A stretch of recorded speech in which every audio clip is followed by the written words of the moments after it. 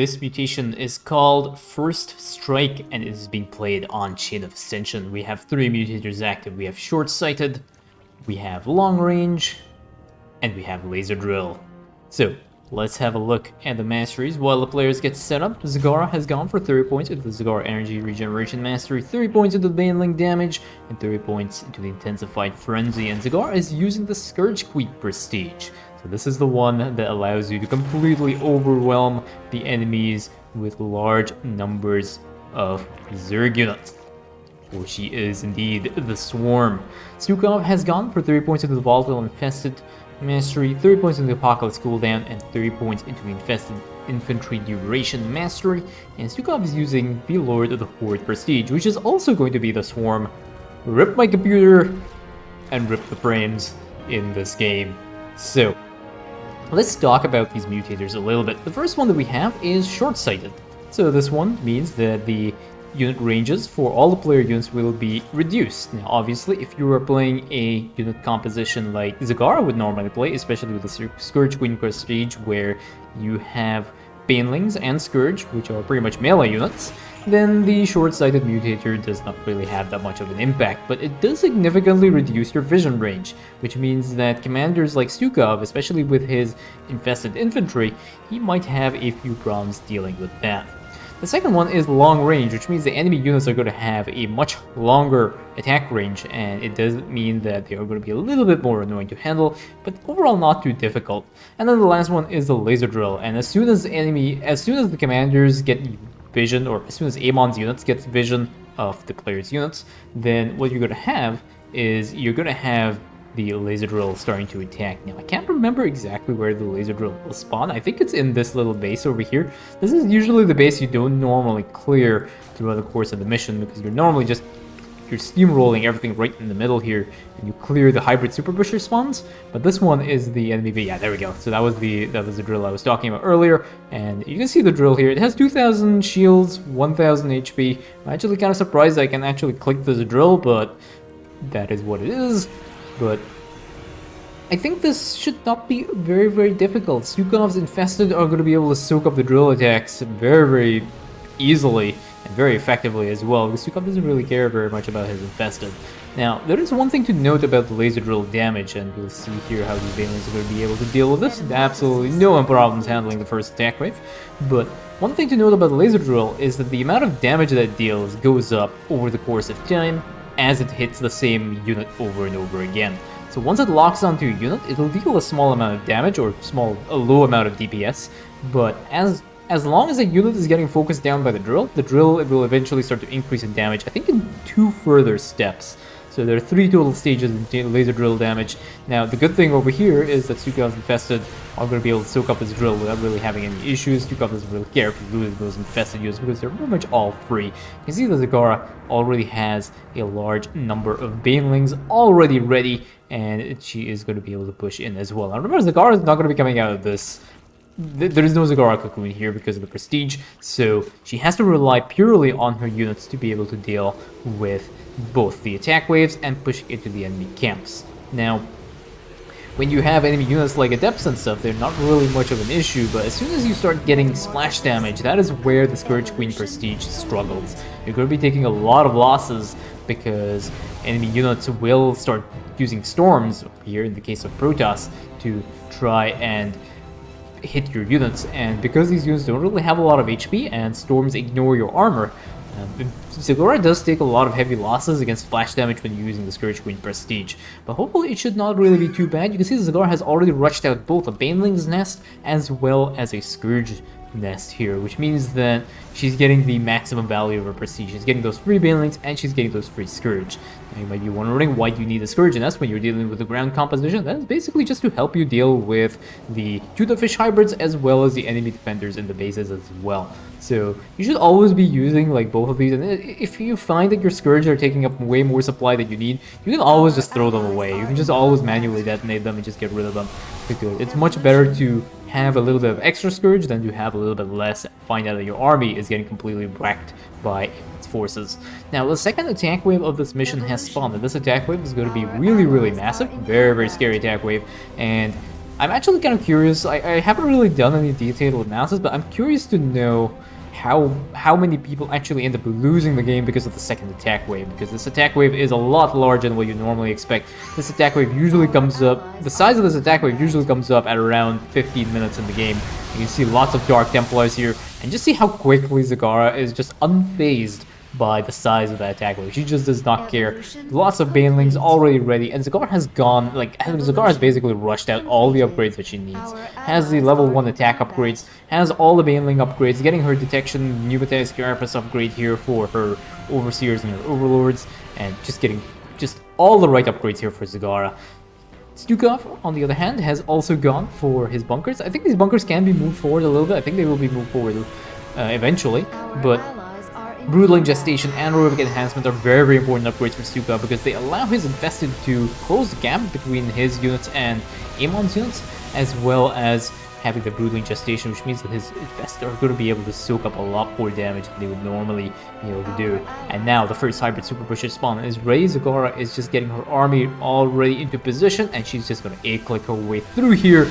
Everything pretty much gets deleted, and unfortunately we do have a bunch of ground hybrids here that have spawned, so the Scourge are not going to be able to utilize as much. We have an Apocalypse here that has spawned, I think a little bit too late. Apocalypse confused, comes out of the ground, is wondering what happened to the enemy units that were around there, but Zagara has promptly deleted pretty much everything over there. Now the one thing that Zagara will have to be a little bit careful of is the Observers. You can see her Scourge, we're getting a little bit attacked by the laser drill there, as well as because there was an observer in that spot. You see the Apocalypse not getting wasted. Unfortunately, the Apocalypse does end up turning around. I'm not really sure why the Apocalypse ended up there. Okay, there we go. The Slain Elemental is out. The Apocalypse is going to deal a little bit of damage to this, but the Apocalypse is going to end up timing out before that. And Zagara has already taken her expansion as well. Stukov's expansion already up and ready to go. And Stukov, he's now lifted up his bunker, and he's going to be moving this front line a little bit more forward. And that's what I was talking about earlier as well.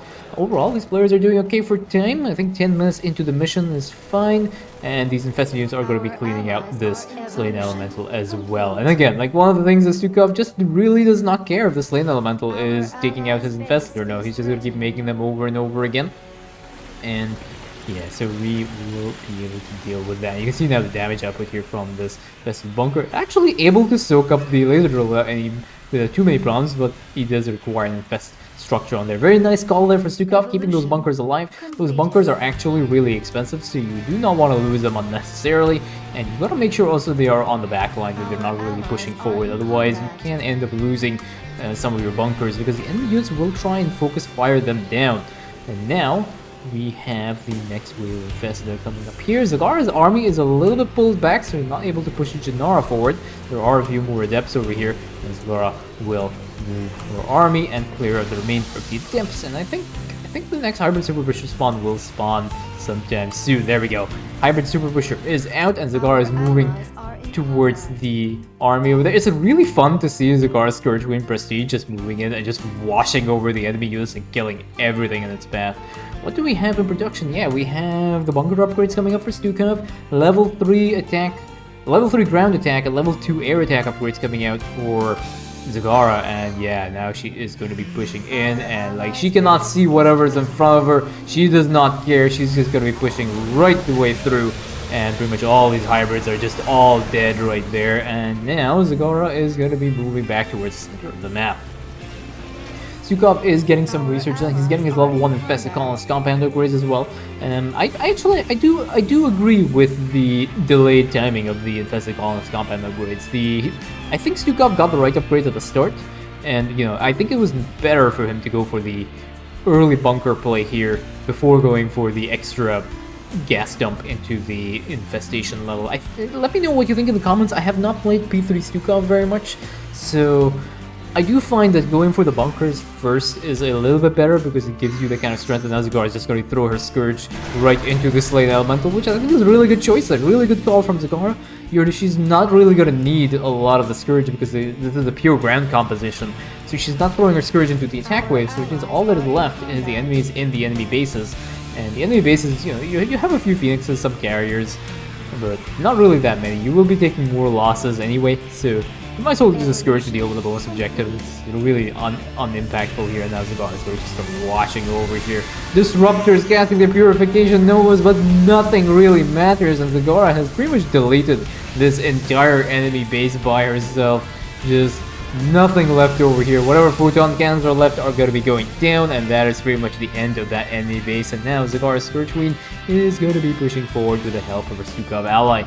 Those bunkers are a little bit too far back, so I think they will be moved forward a little bit at some point, but not really much of an issue. There is an endless trail of infested that is pushing towards the final Amon base here. I don't even think these commanders are going to deal with the laser drill. One thing you can do is, like, if you really want this, you can spawn camp the laser drill, but usually it's just much better to try and clear this mission as quickly as possible before you start getting those double-pronged attack waves. The next attack wave has spawned, and Zagara is going to go and try and deal with this attack wave first. And she will have absolutely no problems dealing with that. She also has her detection, so all those Dark Templars are pretty much dead. Stukov is trying to push into this area, doing an okay amount of damage over here, but Zagara is on her way. And I wonder how long these things are going to, like, how much damage this is going to be dealt before Zagara gets into position. Her Banelings are already ready. Some Disruptors here trying to draw a little bit of aggro. Alexander crashes to the ground, killing off some more of the units. All that is left here are the hybrids, which Zagara is going to very promptly clean up over here. And yeah, you can see here, this is one of the problems when you're dealing with a pure ground composition. There is a lot of Scourge here, and these Scourge really have absolutely no purpose in this game. So I'd like to see Zagara throw that towards the Slain Elemental. There's really no reason for her not to do so. I think she's going to be doing that. Yeah, she's going to be doing that, and that Slain Elemental is just going to go pop very, very quickly right over the enemy base. Zagara just absolutely does not care that Slain Elemental just gets instantly one-shot by the Scourge.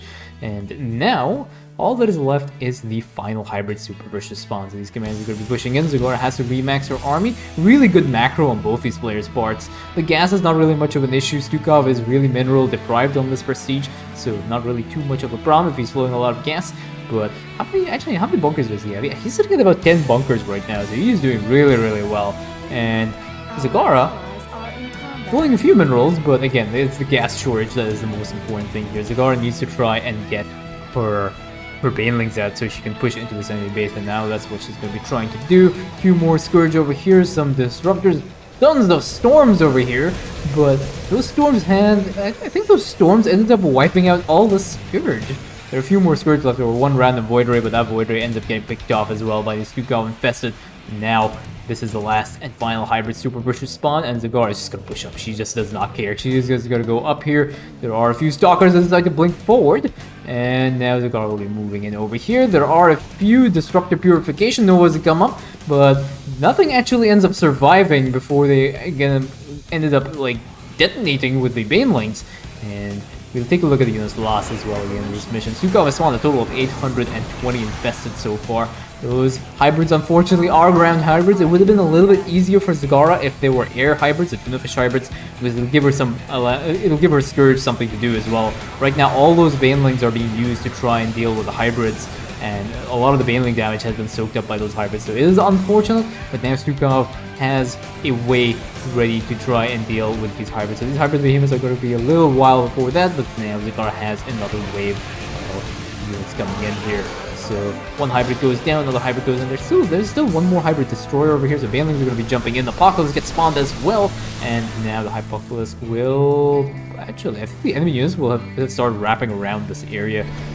We might have... Yeah, I think what happened is those units now are probably... Yeah, there they are. So, again, Zagara's going to get into position here. Some reasonable Purification Novas, but nothing really too critical for Zagara, and that is pretty much the end of the mission. So let's have a look at the units last year. 259 Banelings have died and 315 Baneling spawns. That is the power of Scourge Queen Zagara with Lord of the Horde Stukov. But that is Janara looping Amon's champion into the pit, like so, and that is GG.